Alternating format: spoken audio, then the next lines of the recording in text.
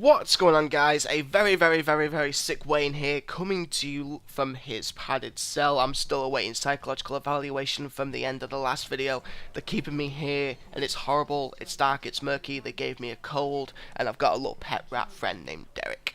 Yeah, things are going well. I should be out of this padded room sooner or later. But anyway, so despite my current housing and the fact that my brain is more snot than vital organ right about now, I'm going to talk about constructive criticism. And criticism in general, bit of respect thrown in there, why the hell not? Actually, speaking of respect real quick, go check out Hellbilly 3's video about respect. It is absolutely perfect, it's brilliant, great points made, it is such a good video to listen to, and to be honest, I think it's probably one of Hellbilly's best videos today. Really worth listening to and makes a valid point all around. Though there is one thing that he missed on that video, which I'm going to be touching upon in this video as part of the overall topic of criticism. Now, first off, criticism. What the hell is it? Well, basically, my computer just kind of deafened me. Owie, computer, thank you very much, stupid updates. Now, my idea of criticism is roughly as follows, which was taught to me at university. It was in more relation of criticising film, but is still relevant.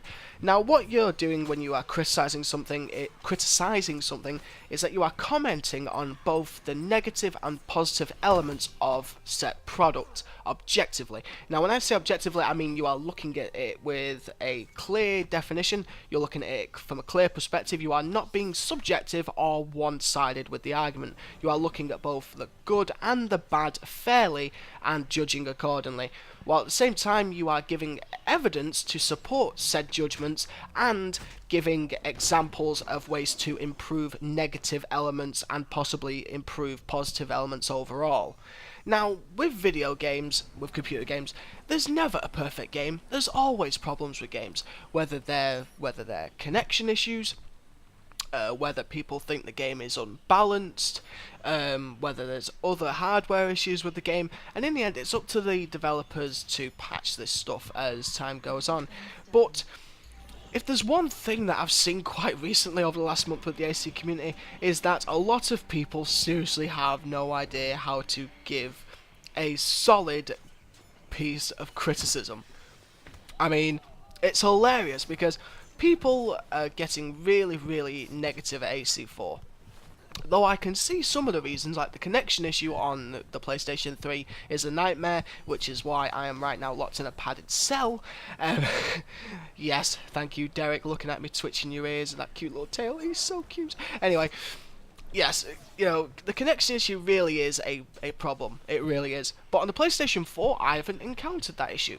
So, in the end, yeah, PlayStation 4 version of AC4 is better than the PlayStation 3, which is why I've pretty much committed, apart from videos, until the PlayStation 4 gets patched to record, I'm going to basically be playing AC4 permanently on PlayStation 4, apart from as far as videos are concerned until Sony patch the recording via Elgato thing later. Anyway, digress. Excuse me, snotty nose, not very professional, but in the end it's either do a video or cry like a girl because I'm too sick. Anyway, but yes, criticism, where are we? There we are, thank you, Derek. You see, people have been giving negative comments and obviously criticising the game. Several have been complaining about the smoke bomb, and some modes don't feel the same anymore. Assassinate, manhunt, etc. Their playstyles that they've worked on in AC3 and previous games don't necessarily work. But in the end, guys, when you're dealing with a franchise like Assassin's Creed, for example, Ubisoft have to make a new game every year. Like, that's their platform right now. I suspect it may change in the future, but right now it is a yearly release. With each release, yeah, they have to change things. You know, it's innovation, it's change. Change is good, believe it or not, because in the end you don't want it to get too stale, you don't want it to get too old, especially with a basic cat and mouse concept as AC multiplayer. The game, the core mechanic of the multiplayer is relatively simple. You know, hunt and be hunted, it is that simple. So when they make changes or add systems or add game modes, etc., they are good. They are meant to be good, and they are made with the best intentions. You know, people have been complaining about AC4. You know, I sincerely doubt Ubisoft, you know, were thinking, right, we're going to make AC4 the biggest trolling multiplayer of ever. You know what I mean? I highly doubt they went into making AC4 multiplayer with bad intentions. I mean, seriously, these guys, that making multiplayers and making the AC4 multiplayer is is the thing that earns them their pay packet so they can pay the rent. I sincerely doubt they went in there to ruin the franchise. But in the end, when the community sees, you know, this negative stuff, they really lash out at it. And I mean, I'm not just talking about Assassin's Creed. I'm talking about most, you know, franchises. Call of Duty, for example. The multiplayer devs made a few changes to Black Ops 2 not too long ago. They rebalanced some of the weapons, so some of the more powerful weapons were nerfed, so they're not as powerful. A little number of the community basically properly lashed out at these developers, even one or two of them sending death threats. Death threats! These players wanted the developers dead unless they changed it back to the way it was. I'm sorry, but that is so disrespectful. That is unfathomable. How could you wish death upon someone because they've made changes to a game that you play? I mean, really? It is just so barbaric. It's like we're living in the Stone Age again. And it doesn't stop there, you know, when people send nasty messages on Twitter and nasty comments on Twitter. Twitter is a great one for it because you can be so sarcastic and you can say pretty much anything on Twitter, and the worst thing that can happen is that either your account gets suspended or you're blocked by some people. You know, that is basically it, you know. And yeah, like, Twitter is a great thing for that because just like the rest of the World Wide Web, anonymity is brilliant because in the end you can bitch and rave and moan and groan on Twitter or send hateful comments to another player, leave a message on the forum, and in the end you're anonymous. No one knows your real name, no one knows where you live. You feel like you can get away with bloody murder, you know. And it's that idea which is bullshit, and which is why when you got things like the PlayStation 4 and YouTube now, which are putting systems in place, you know, to prevent, you know, this negativity and this kind of, you know, behavior through, you know, having real names in place, which I can see why they're good things, but in the end, it's kind of poorly implemented as far as Google Plus is concerned. But I really digress. Let's get back to criticism. Now, instead of freaking crying about, oh, a game is not balanced, yeah, either one, talk to the devs of any franchise, talk to them and work out something.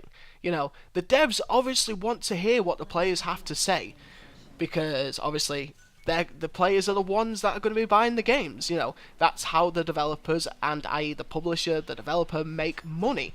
You know, it's still a business first and foremost, and if developers, you know, don't please the majority of their customers, there's no sale. The game doesn't sell. Like, that's the idea. So if you don't like it, you can either do several things. Either one, give constructive criticism. Two, hit them where it hurts in the wallets. Or three, just don't play the bloody game and go back to an earlier version of the game. In this case, Assassin's Creed. Just like those bloody ACB Master Race lot who just think every iteration of the game past ACB is just shit. You know, I think it's absolutely hilarious when people moan and groan and cry on Twitter, and to be honest, I think it's got to stop. I think it's very disrespectful when you negatively attack a developer because, you know, the game isn't what you deem it to be. You got to remember, there's so many people playing Assassin's Creed. With each new game, more people come into the franchise, and in the end, you can't please everyone. Everyone wants their own experience as far as Assassin's Creed goes. And in the end, it's up to the developers to make the choices which feel right for the majority of the fan base. It doesn't matter if you're a newcomer to the franchise, if you're a casual player, or if you're one of the veterans or even clans, you know. If the developers deem it necessary to make changes, yeah, that may hinder or change your experience, then so be it. You know, in the end, there's more people playing this game than just you. There's more people to please, and if you really need to get your voice heard, be constructive about it. Give fucking solid reasons instead of going, oh, I don't like this. Well, why don't you like it? I just don't. It's shit. It's shit. Like, well, give a reason. Oh, it's just shit. You know, like, yeah, that really freaking helps everyone, doesn't it, mate? Oh, whatever. Guys, I'm gonna go to bed, because in the end, I'm full of a cold, I'm not feeling too well. I don't even know how good this commentary is, I've just kind of hit record and ranted and raved. So I'm gonna go finish my cup of coffee, I'm gonna go back to bed, I'm gonna sleep this cold off, and I will be well rested, ready to give more content, because I am itching to get videos done. It's been a while, I know it has, but in the end, oh, I'm really looking forward to getting videos done. Guys, take care, be safe, I will see you in the next one. Love you all. Way now. Peace.